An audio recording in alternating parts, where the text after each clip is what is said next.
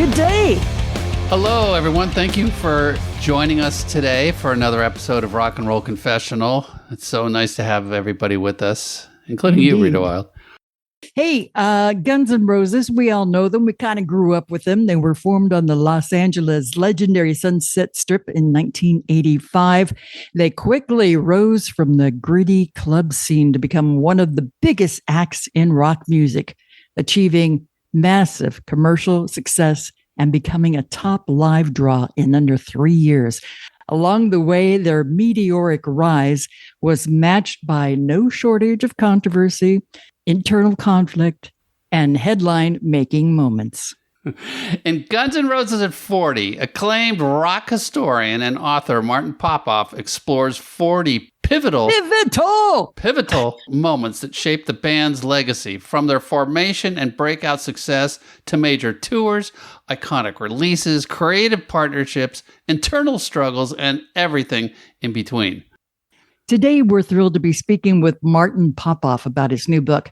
With over 100 titles to his name on topics ranging from hard rock and heavy metal to classic rock and vinyl collecting, Martin's work includes Rush, the Illustrated History, Led Zeppelin, Song by Song, Pink Floyd, Album by Album, David Bowie at 75, AC/DC at 50, Kiss at 50, and more. He's also contributed to the award-winning documentaries Rush, Beyond the Lighted Stage, and ZZ Top, that little old band from Texas, for Banger Films.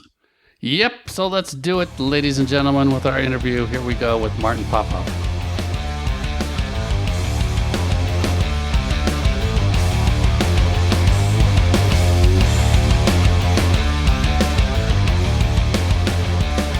All right.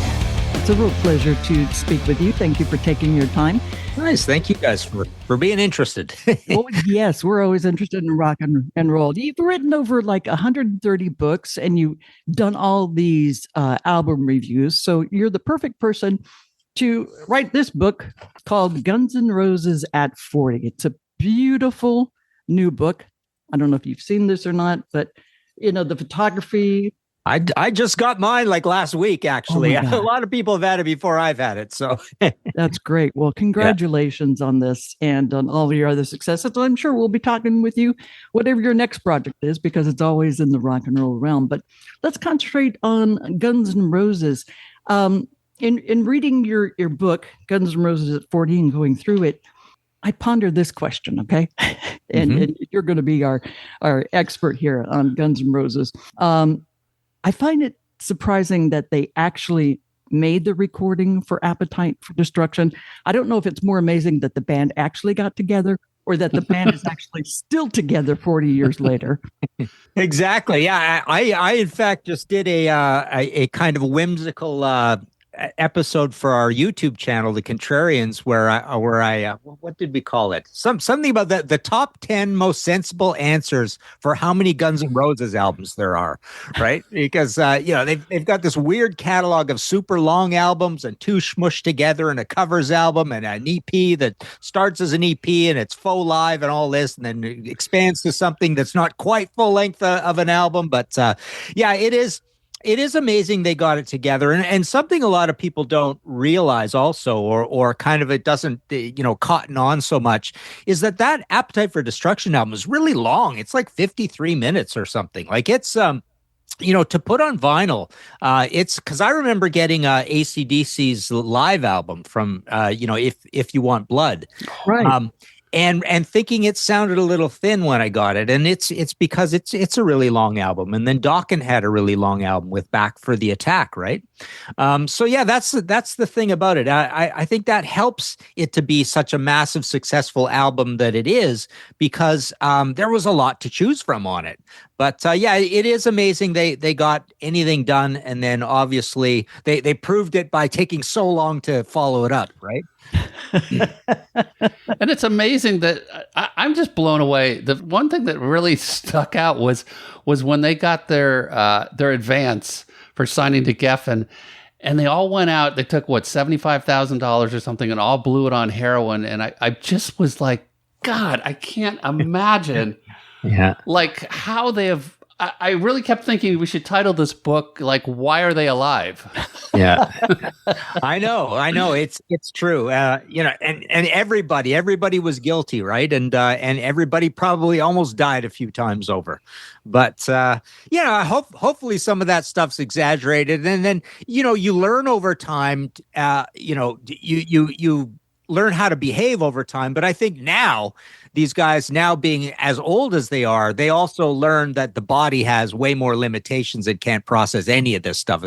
I'm sure in the back of their minds nowadays, in their sort of 60s, they're thinking like, if I do any of this stuff, I'll die because my body just can't take it anymore. So that's true. I mean, it's just what they've been through, and it's ironic because the album came out on July 21st, 1987, and it really didn't take off. It kind of just sat around. And I think maybe because they released what I think was the wrong single for it.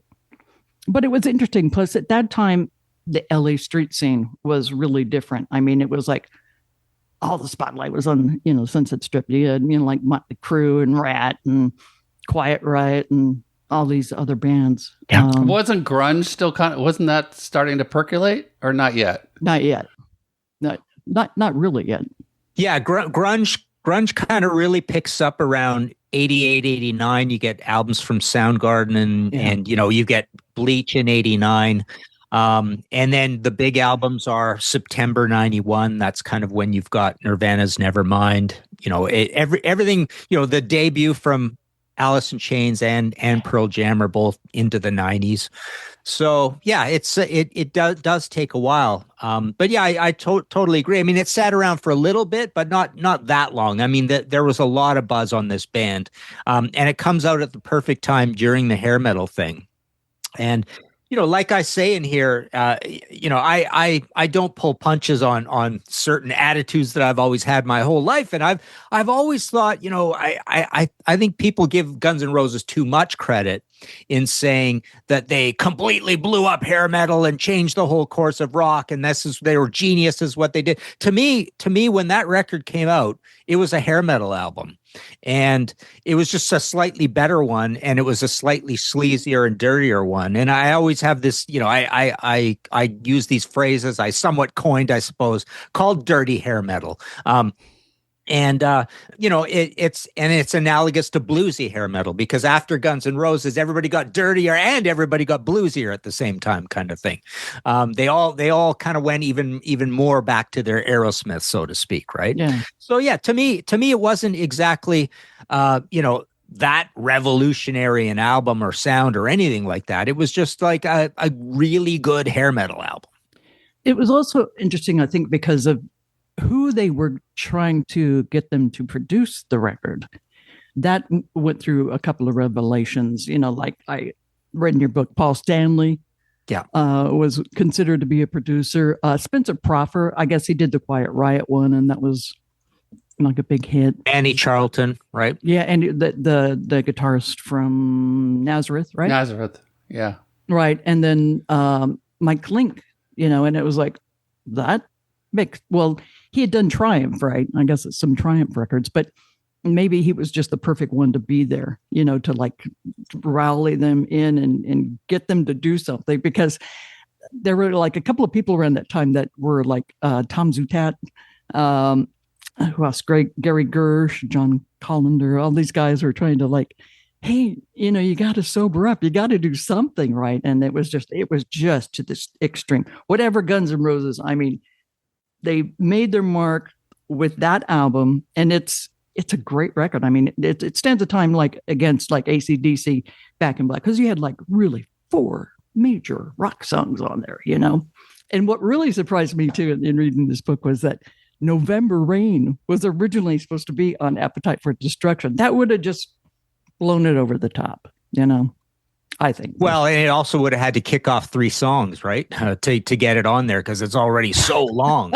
at this point, right? Yeah. And you might have lost one of the hits, right? Because what do we know, right? One of the songs that could have, so many of those, because that album is so massive, so many of those songs contribute to its incredible sales, right? So yeah, you put November Rain on there and you've got to kick off at least 2 songs, if not 3, probably 3.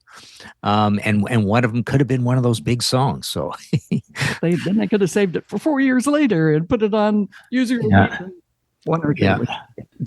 And Rita, I know you were in programming, so maybe you can also answer this.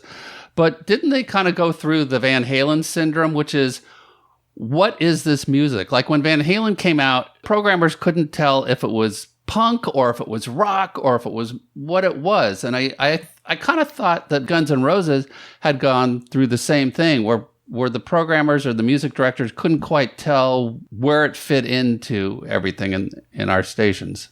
Yeah, I was just a jock then and wasn't quite the music director yet. But I do remember that, people saying, well, why aren't you playing this? And it's like, well, I don't think the record company's ever brought it to us or something like that. I didn't know.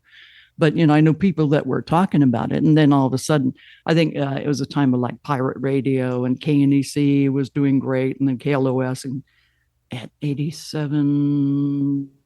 KMT was gone? would have gone off the air, yeah. Yeah. So. Yeah. So, KLOS was on it, and then, but then everybody got on it, and then it just blew up and they became this massive band. That's interesting to hear. Yeah. I never really thought about that. I mean, it's interesting to hear because it definitely, we often have these debates about how, you think of AC/DC Back in Black when that came out. One thing I remember, already being a totally seasoned metalhead my whole life up to then, right? I remember when that record came out, even as a complete metalhead, I could stand back and go, that is one hell of an extreme vocal that you've got on this band, right? The rest of it's a little more tame. It's still hard rock. It's still wall-to-wall electric guitars. But you zoom forward to Guns N' Roses, and you do have, I can understand how, people would think this is a little rougher than the standard hair metal we've been used to. It does have an extreme vocal, and the production is pretty edgy and rough. There's, it doesn't sound like it's to a click track. There's a little bit of push and pull. There's some swearing once in a while, so you got to vet it for swearing. So yeah, I can understand how, and even there's even this. I love. I think one of the great magic things about this record is the sort of aggressive pushing and shoving nature of Slash's guitar sound and his style of playing as well. So I think even the guitars have a little extra hair on it compared to what you would normally expect out of hair metal. Although probably I might be overemphasizing that because I think the most cleanest and bubblegummy hair metal came after this album. Rather than before. I think before it was still a little wide open, a little more standard meat and potatoes, heavy metal. Could be a little childish, right? You can get some Twisted Sister in there, some Quiet Riot as well. But the glossiest hair metal would have been Warrant and Slaughter and Kick Tracy and Trickster and Firehouse. That all came after Guns N' Roses. So it's, but yeah, I can see how, and I can see how even AC/DC had the same slight issue for a little while there. There was this interesting period around 76, 77 where some labels were trying to push them as a little bit of a punk rock band, and they would have to answer to that, right? And I could see Guns N' Roses feeling a little crossovery. Not that punk was a big thing in 1987, but you could see them thinking, oh, this is a little, if you're sitting in California, you might even think this is a little hardcore compared to hair metal that I'm used to. They were different too, because I mean, the album cover initially created a lot of protests because of the depiction of a woman being raped by a robot. So they removed that. So there was always attention on the band because of things that they did. CW also worked at Rockline. I'm not sure if you remember Rockline or not with Bob Coburn and stuff like that.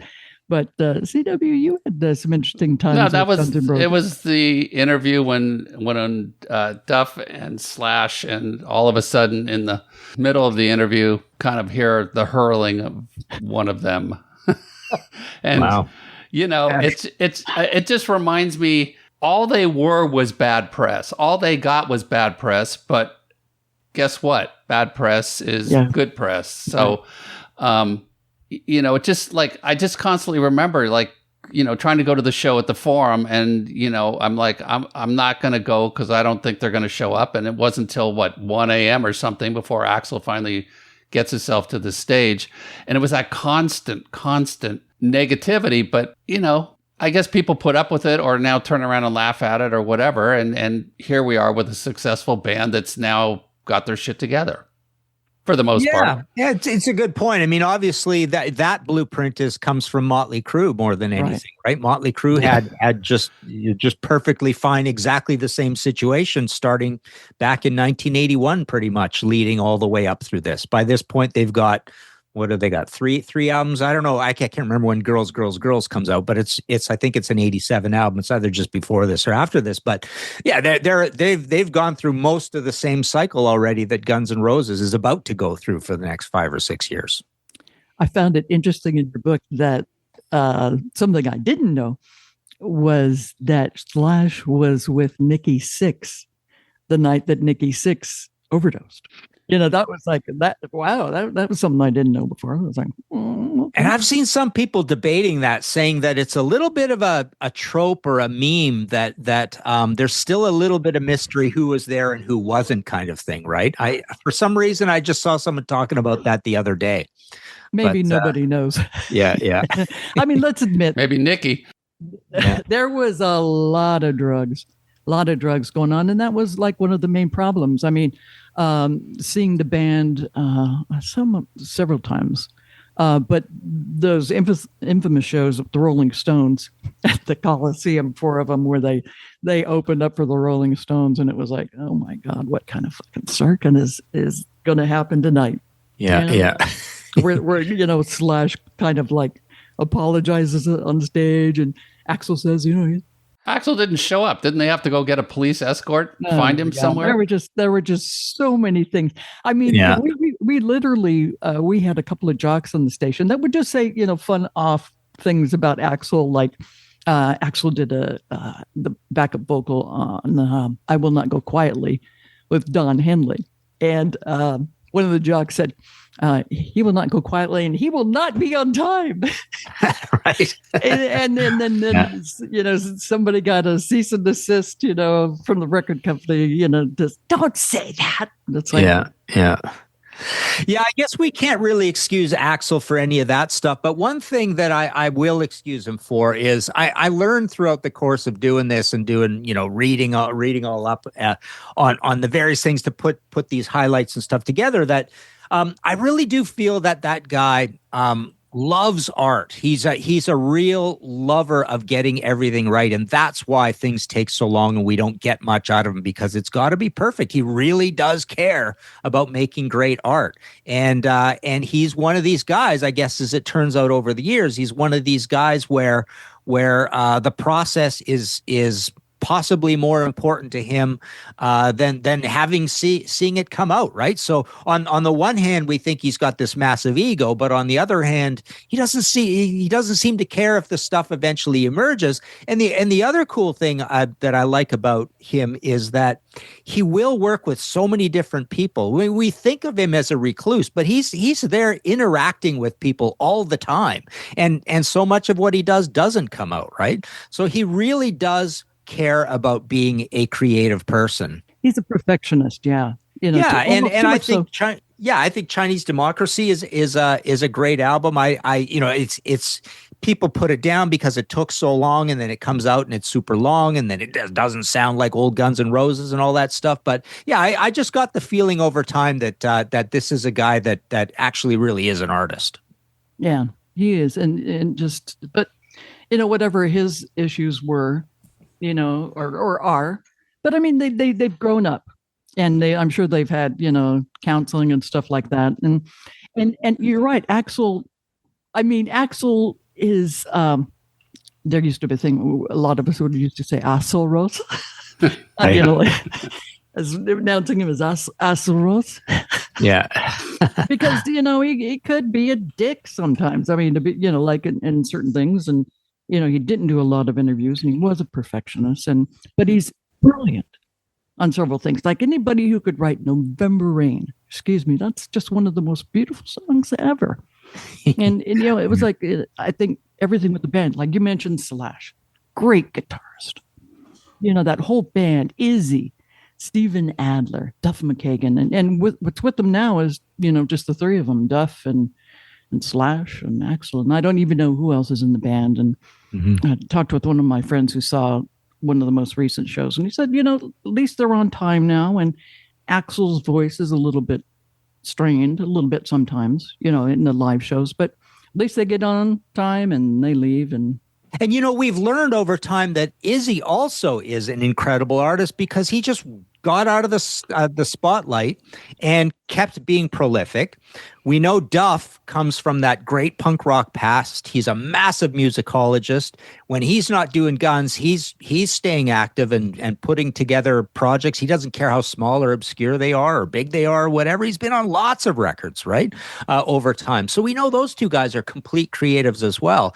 And again, to reiterate on Slash, I think he just happens to be one of these guys that really does have his own sound. I mean, you really recognize that sound, even though it's a really conservative sound. It's not, you have to really kind of parse it and be nuanced about it and be a massive music fan to even think there's a different sound there, because it's not, he doesn't have like a certain trick that he's known for. Like he's, you know, Yngwie Malmsteen's got a trick and Eddie Van Halen's got his tricks and stuff, right? Slash is a conservative guitarist, but it's like this style that kind of possesses the weight of history, and it comes from Angus Young and you know, Keith Richards and stuff like that. And the other thing about his sound that I really like is you know, I said the word aggressive earlier. To me, it's he's got a little bit of this this like he's like the guitar is part of him, and he's like bending the guitar and the neck and stuff. So there's a fluidity and an aggression there.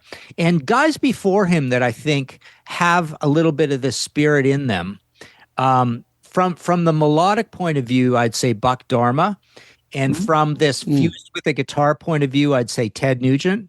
And then from this more aggressive beat up the guitar point of view, Zakk Wylde. I think Zach's got some Slash in him as you go through this whole history of thing. And then again, I think they got lucky with Mike Klink for whatever reason. Mike Klink just happened to also give him a sonic sound. You know, something besides what comes from Slash and his fingers and his brain. Mike Klink is probably, I would say Mike Klink is responsible for like 27% of the Slash sound kind of thing, because he establishes it on that first album, and then they have the smarts to carry it on the two big follow-up albums too. It's just kind of like, I think, an old soul. You know, it's just like it was passed down to him, and it's like, that's a great point. Yeah, you know, he was kind of gifted with that. And, it's an old soul sound. Yeah, exactly. He's authentic. And he's, you know, he's just a great guy, you know, wish him all the best on everything. We're talking to Martin Popoff. He's just released the book Guns N' Roses at 40, which is 40 key pivot points in their now amazingly 40-year history. Martin, did you have any interaction with any of the band members in writing this book? Not particularly. Over the years, I've had a little bit. Duff and Slash, basically. Who else have I talked to in here? I did talk to Tom Zutaut, a few of the management type people as well along the way. Fortunately, these kinds of books are not massively interview intensive. I've done probably, I don't know, 30 rock biographies, so to speak, that are more like, here's a chapter on this album and a chapter, and I'm moving forward through the story. And for those, you know, I like to have 20, 30 interviews, hopefully, at least with the bands. But this concept where you're just trying to the biggest challenge with a book like this is trying to keep the word count down. So you've got a certain amount of space. You're trying to fit everything in 2 to 4 page sections. You've got 40 career highlights. You got to move on to the next one. You've only got so much word count. So this kind of concept and other ones I've done for Motor Books, Voyager Press, fortunately are not that massively interview intensive, and that allows me to do a book on a band like this. I mean, I did Bowie at 75 and Van Halen at 50, and those, I've never interviewed David Bowie, but I was still able to say, great. Oh, I get to write a book on Bowie. That's the only way I'm going to get to write a book on Bowie. So, and I love it because, as I call these books, they're like mini coffee table books. There's lots of words, but there's a lot of pictures, photographs, pictures of souvenirs and backstage passes and old flyers. In fact, when I was going through, I did this on June 6th, and I'm like, oh my God, there's the flyer for their first concert, June 6th, 19, what was it, 80? Probably 85, maybe 85. Yeah. So it was really funny that it was the 40th anniversary at that time that we went through this. Yeah, I do like that. My editor over there at Motor Books, Dennis Pernew, he's also a big music fan, and he really prides himself on doing the photo research end of it. I mean, it's a little more collaborative over the years, but he is always adamant about wanting to have pictures in there that people haven't seen before. So there's usually some rare stuff, and if there's something that we all recognize way too much in terms of an actual live photo or whatever, it's usually not going to go in, kind of thing. And it's neat. Coming up, one of my funnest parts of these kinds of books is coming up with what those 40 points are. Mm-hmm. And from time to time, I'll collaborate with him, and he'll actually kick out a point and say, I'll replace it with something different, because he's thinking, he goes off the top of his head, I can't get any pictures for that. Right. If it's something like, I remember in the Kiss one, I think it was where Kiss at 50. Yeah, that's what it's called. Yeah. Where there was like, I wanted to do a point on a certain specific TV show, appearance, right? And he was pretty sure he couldn't get pictures for it, kind of thing. So we passed on that one, kind of thing. So yeah, I think that's the neat thing, is that the deep fans, I do get comments all the time that they really appreciate how it seems like some thinking went into the photos too. Nothing like watching Kiss and Paul Lynde together on the Halloween special. Right. Yeah. Well, that was a big point we put in the Kiss one. That was definitely cool. Yeah. I also found it in the book that was interesting that Matt Sorum, who we've spoken with before, his first gig with Guns N' Roses was Rock in Rio, 140,000 people. What an indoctrination, man. Yeah. You know what? I love that guy as a drummer too. And oddly enough, this is I never thought of this before, but Matt Sorum is to the drums what Slash is to the guitar. He also has this sort of, how we often hear the cliche, oh, he's a hard-hitting drummer kind of thing. I mean, Matt, it actually sounds like he's a hard-hitting drummer. It's kind of cool. So there's that. Although Matt really distinguished himself when he gets with Billy Gibbons and does that solo stuff. Man, I just love that last Billy Gibbons album that he's on. So he's long gone out of the band, but I think he was a big part of the sound. And yeah, I think he really does toughen up that whole Use Your Illusion era. And I think, there's just something analogous between him and Slash that I've never really thought of before. But I think they're both aggressive players. That's really good. I don't know if this is true, and if it's not, I will completely take it out of this conversation when I edit. But I thought there was another band that was threatening to release an album called Chinese Democracy because Guns N' Roses was taking so long. Do you remember that? Oh man, I can't remember. Do you think it's something I put in the book? I can't remember that. It was just one of these things that just, when I was reading through here and reading about the book and how long it took, and I thought it was, I'm just going to throw out like Lit or some other, kind of fun rock band. And they were just like, if you don't do it, we're going to release it. And I was trying to look it up here because it just came to my head, but I can't find it in time. So I like that there's a band called Dog Eat Dog that did an album called Warrant, right? That was pretty funny. Oh, yeah.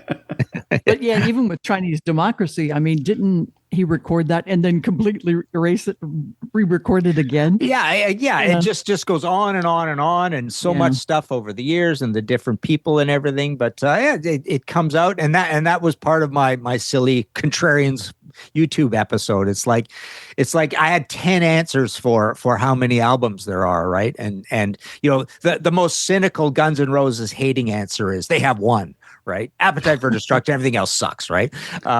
But then the one of the next layers of the Guns N' Roses hater answer is Chinese Democracy doesn't count at all, right? Kind of thing. Yeah, it's like with me, I listened to Chinese Democracy, but it really didn't do anything for me. I mean, it's like, thinking something to play on the air. It was just like, there was nothing on there that said, you got to play this now, screaming, at me. Well, that's a fascinating discussion too. Just the whole idea, like what is the hit secret sauce in a hit? What is the secret sauce in a hit song, right? Yeah. What is the connecting thing? I always love when people have some massive band puts out a huge album and somebody walks up to them and said, "There's no hit on it," right? It's like, whoa, you got to go back in the studio and do a new single. There's no hit on here, right? So it's so funny that whole thing, right? But Axl's not the kind of guy who's definitely writing on purpose to have a hit, right? Yeah, I'd love for him just to do a solo album. I think maybe Chinese Democracy should have been a solo album, but maybe just something for him, because I mean, his likes were like Elton John, very melodic, and you could kind of see that, in his writing. But I just wish that maybe sometime he would just do that solo album that would just knock everybody out. Because I mean, he's extremely talented, and let's not forget the importance of MTV also, because that really kind of propelled the band also, with their singles and stuff like that. But he is the exception, right? Because Izzy did a ton of music, Duff did a ton of music, Slash's Snake Pit, Slash featuring Miles Kennedy. He's done a ton of music, right? They did Velvet Revolver, right? And yet here's Axl over here. He literally does not have a single album that doesn't have Guns N' Roses on the front of it, and there's not a lot of Guns N' Roses albums either. So I have to believe there's an album worth in him. Oh yeah, it's probably just sitting in the vaults, even, right? He doesn't even have to go back and do any more work. I'm sure there's enough stuff even just to put together something, right? True. Do you think they'll come out with another album? I kind of think they will. Or they'll keep breaking the rules and like they always break the rules, but now they're breaking one of the more recent rules, which is they're just putting out songs once in a while in a chaotic fashion. I mean, that's something that the hip hop world's always done, right? Or done recently anyways, or it's something that really, I think we all need to wrap our heads around that, because the idea of an album is a pretty random thing, right? It used to be 38 minutes, and then it was 60 to 70 minutes, and then who cares now what it is in a way, right? So maybe they'll just keep doing that.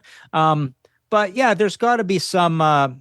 I always just think that if you're of an older generation like that, those guys must hold the value of an album in pretty high esteem, that they will want to do it at some point. Whereas a kid, if you're in a band right now and you're 22 years old, I don't think you have much romance for the idea of an album.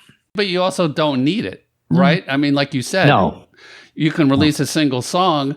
Even that can be successful. It's not like the old days where we had to wait for the album and then we had to wait for the record company to say, this is the single we're now pushing.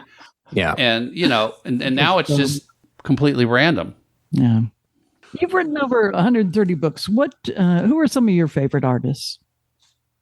Well, I've kind of a standard sort of boring answer for that, because my list is really kind of boring. But then I also start thinking, who have I played a lot in the last 20 or 30 years? And that list is maybe a little more exciting, right? So, my all-time kind of boring list would be the likes of your Thin Lizzy, Blue Oyster Cult, AC/DC, Black Sabbath, Judas Priest. So those kinds of bands. But also I would say King's X, Clutch, Manic Street Preachers, Gillan, Max Webster, Dictators, Recently, probably in the last 10, 15 years, I've been playing a lot of Buzzcocks, The Damned, XTC, The Jam, Susie and the Banshees. So I've been kind of like a post-punk guy for the last 15, 20 years. Lots and lots of post-punk. And that all goes to like a weird philosophy I have about this whole this constant push and pull and debate about, what new music do you listen to, right? Someone was recommend a buddy of mine was recommending, you really should be listening to or check out Sleep Token. It's quite an amazing phenomenon, this massive heavy band. It's like I said to him, Ed, I run around saying Buzzcocks is one of my favorite bands of all time, and I go on Spotify and I'm playing this album of theirs called Modern, which is great. And I swear to God, Ed, I don't think I've listened to this album 4 or 5 times in my life. And there's even another one before Pete Shelley died that I think I've heard 5 or 6 times. It's like there are so many bands that I claim to have so much deep meaning for over decades and decades and decades. Just those bands alone. There are things that I should be out there playing and playing more and playing a few hundred times. And then after that, there's this whole, idea of nostalgia for things you missed from your era, right? So there are whole swaths of bands, like I just mentioned, Susie and the Banshees, right? For the last couple years, if I'm actually literally going to play music for pleasure, that's one band I'll go to and play all the time. And I sit there playing and going, I owned 2 or 3 of these in the early 80s and stuff, for the late 70s, and they barely hit my radar at all. But I just love how you can go back to an era and find enough new music for a couple more lifetimes, right? So what I kind of tell people is that I don't need to go to a new band that I have zero history with, and they're like a third my age. And it's just this new thing dropped out of the sky, when there are so many bands who have that there's all this deep meaning I have for, and they have so much deep meaning for so many people that I could literally go buy a book on them and read about them as I'm discovering them. There's books on these old bands, right? That I spent no time with in the 80s or 70s, right? So it's a whole funny thing that I literally I can't see for the rest of my life needing to listen to any really new music, other than I keep up on dozens and dozens of bands that I did grow up with when they put out new music, and I know that music like the back of my hand. Like I'm not a dismisser of that. Like I love all the recent Deep Purple and all the last Motorhead albums and Cheap Trick albums and stuff. Those are 3 bands I always mention that are just prolific and better than they ever were, kind of thing. So there's a lot of music out there. Oh yeah. I would say The Cure is one of those ones for me where I hated The Cure in the 80s. Just they were played everywhere, and like Love Cats, I'm like, what a poppy piece of crap song.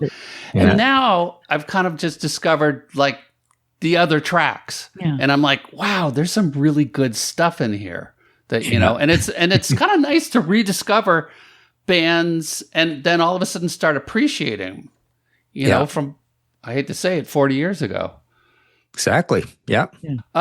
Martin, what was your first album you ever got? Boy, so I would say getting to be an abnormally crazy rock fan started, I would say I was maybe 6, 7. So we had, 69, 1970. I remember we had a brief dalliance with the Columbia Record Club. And I remember getting the double live Three Dog Night album, Steppenwolf Gold, CCR Cosmos Factory. And so the first ones were not very heavy. But the first things I got, then I heard, cousins and people like that, older brothers of friends and things like that. You heard a little bit, connective tissue of a little bit of maybe Led Zeppelin along the way. But the first things I remember getting as new releases, I would have been about 10. And that would have been the likes of 1973, right? So that would have been like Nazareth Razmanaz, BTO1. But I definitely remember getting Rush 1 as a new release, Kiss 1 as a new release. So that would have been 74, right?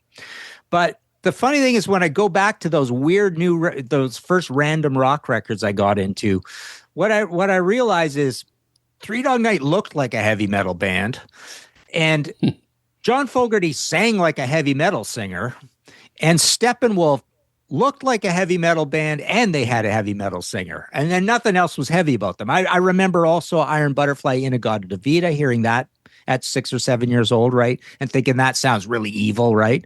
But, it's like literally a keyboard riff, right? It wasn't even that heavy, right? But so I recognized, I suppose what I'm saying is I recognized that, that even in non-heavy music, I liked the heavy stuff from it, and then quickly became a crazy fan. Funny. I signed up for one of those, it wasn't Columbia House Records, but it was this one where you get, I don't know, back then it was probably in the 70s, and it was probably like $2.99 and you get 3 albums or something. And I remember opening them up and I'm like, what is this crap? And it was like these hole punched and, the cut corners of all these promo albums. And it was just like junk from 10 years ago. So probably from the late 60s that had not sold ever. Wow. And it was just that's weird. Yeah, and I quickly ended that subscription. Yeah. Crazy. That's funny. So you've been in the business for a long time. You were really hard to get a hold of, by the way. I mean, not hard to get a hold of, but you have set hours. That they said that you could do for it. Like we're afternoon people. It's like so late night DJ people that have to sleep in all day.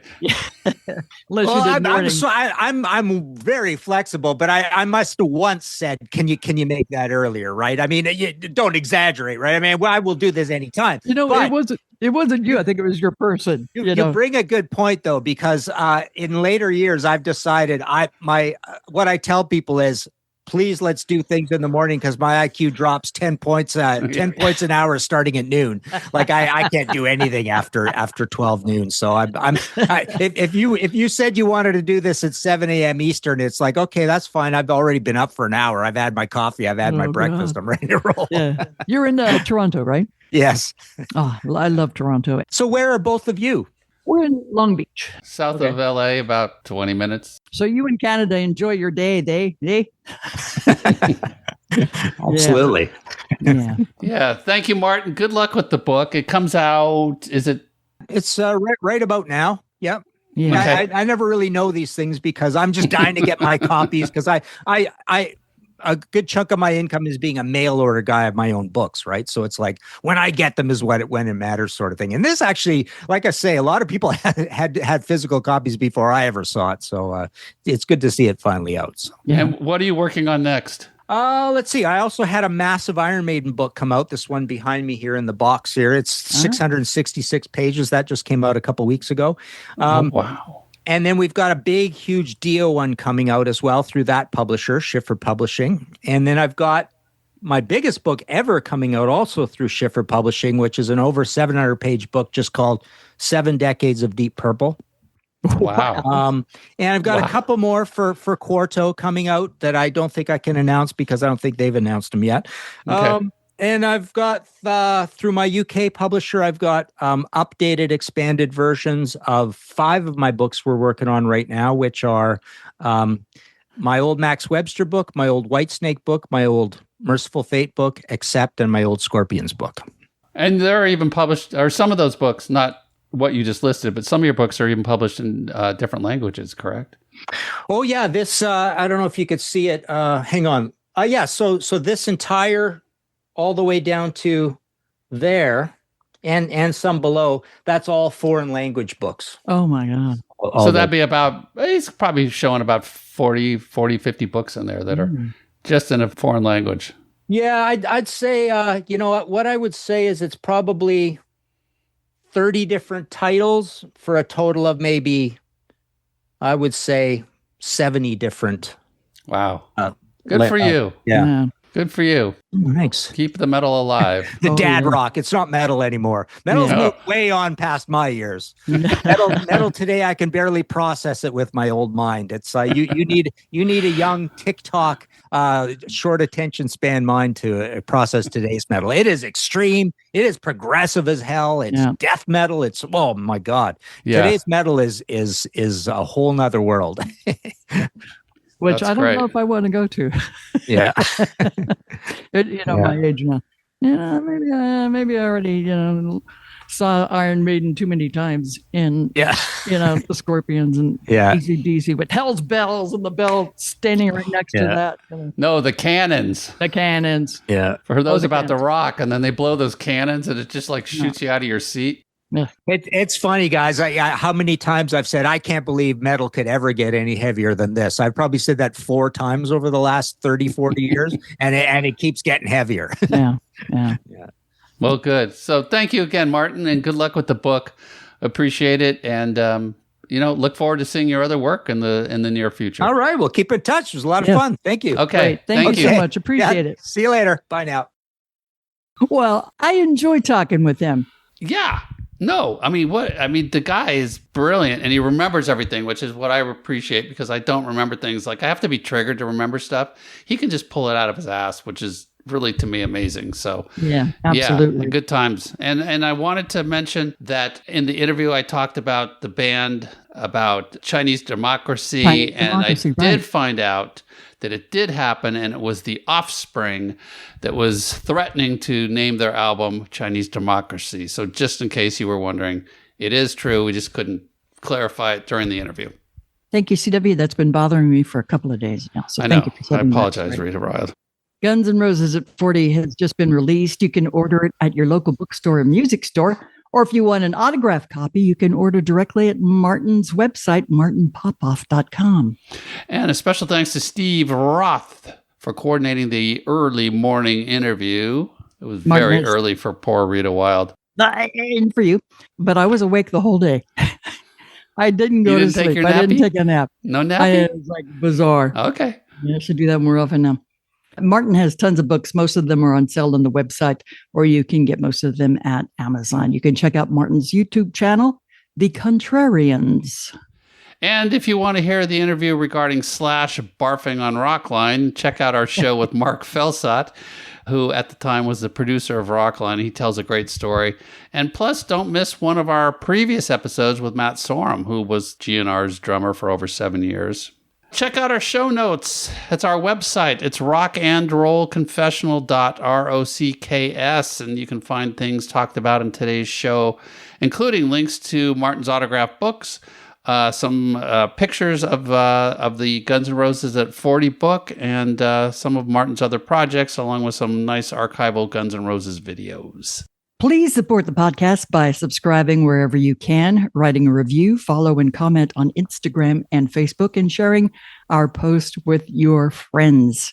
And that's it for the show. And thanks to C-Dub for always updating the website. We've had a couple of passes of legendary people lately, and he's always been on there to update that and let everybody know, man. That's all crazy. It's all crazy. Welcome to the jungle, baby. That's all I can say. Welcome to the jungle. You're gonna fry. And it's hot. We'll be back soon. Thanks, everybody. Talk later. Bye. Thank you.